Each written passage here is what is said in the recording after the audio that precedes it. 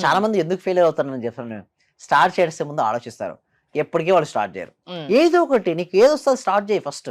ఎప్పుడైతే నువ్వు స్టార్ట్ చేయడం మొదలుపెట్టావో అప్పటి నుంచే నీకు రిజల్ట్స్ వస్తాయి. మన క్లాస్‌లో కూడా వద్దామా లేదా చాలా మంది వ్యూవర్స్ చూస్తుంటారు. హ్మ్. వద్దామా లేదా? వద్దామా లేదా? చాలా మంది వస్తారు.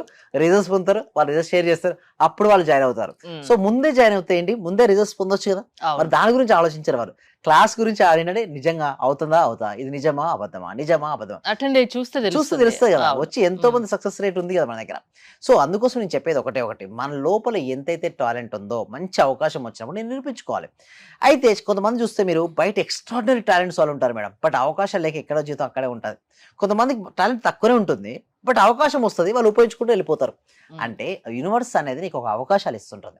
ఆ అవకాశాలు వచ్చినప్పుడు నువ్వు ఉపయోగించుకోవాలి. ఎట్లా పెంచుకోవచ్చు స్కిల్స్ అంటే నేను క్లాస్‌లో నేర్పిస్తానంటే మైండ్ పవర్ పెంచేసి వాళ్ళు ఎప్పుడు ఫోకస్‌గా ఉండే విధంగా నేర్పిస్తారు.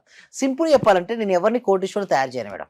బట్ ఏ రంగంలో ఉన్నారో వాళ్ళు ఆ రంగంలో నంబర్ 1 చేపిస్తాను. ఆ హ్మ్. రంగంలో నంబర్ 1 అయినప్పుడు ఆటోమేటిక్ కోటీశ్వరులు అవుతారా? అవును. ఇండైరెక్ట్‌గా వారు అవుతారు మేడం. హ్మ్. సో, ఆ పొజిషన్ నేను చేపిస్తాను. ఎవరైనా కావచ్చు. మీరు ఇండస్ట్రియలిస్టా, సర్విస్ సెక్టార్, సాఫ్ట్‌వేర్ ఎంప్లాయా, రియల్ ఎస్టేటా, ఇన్స్యూరెన్సా ఏదైనా కావచ్చు.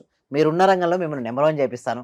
ఎప్పుడైతే వారు నంబర్ 1 అవుతారో ఆటోమేటిక్‌గా డబ్బనేది ఆకర్షించబడుతుంది. మనీ ఎందుకంటే ధనమూలం ఇదం జగత్ అండి. డబ్బు హ్మ్. గనుకుంటే 99% of your issues will solve.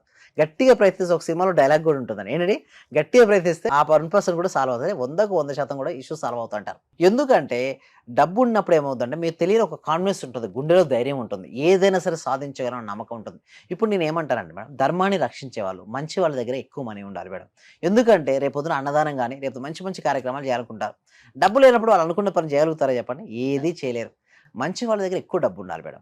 మంచి వాళ్ళ దగ్గర రాజకీయంగా గూడా మంచి వాళ్ళు ఉందనుకోండి, సమాజానికి ఎంతో బెనిఫిట్ జరుగుతది.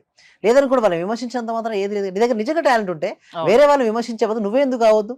సో, అలా ఆలోచించిన వ్యక్తి రాజకీయ నాయకుడైతే హ్మ్. ఆ రాజ్యం అద్భుతంగా మారిపోద్ది. ఆల్మోస్ట్ నా 19 ఇయర్స్ ఆఫ్ మై ఎక్స్‌పీరియన్స్‌ని ఉపయోగించుకొని ఇప్పటివరకు కొన్ని వందల మందిని ట్రైన్ చేశాను.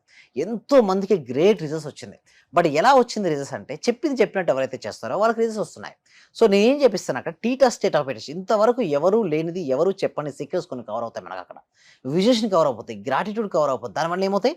ఫాస్ట్‌గా రిజల్ట్స్ వస్తాయి.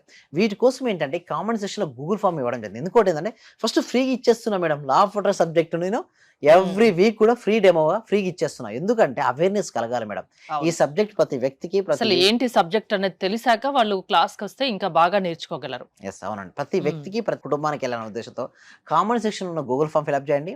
మీరే డైరెక్ట్ వాట్సాప్ గ్రూప్‌లో యాడ్ అవ్వచ్చు.